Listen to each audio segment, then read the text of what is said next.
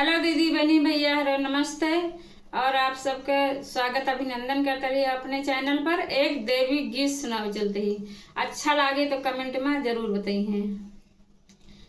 शेरों पे हो गई सवार सवारी महारानी, शेरों पे हो गई सवार सवारी महारानी, शेरों सवारी मैया बागों में गली, शेरों सवारी मैया बागों में गली, बागों में गली, हाँ बागों में गली, मलिया पे हो गई दयाल दयाल महारानी, मलिया पे हो गई दयाल दयाल महारानी, शेरों पे हो गई सवार सवार महारानी, शेरों पे हो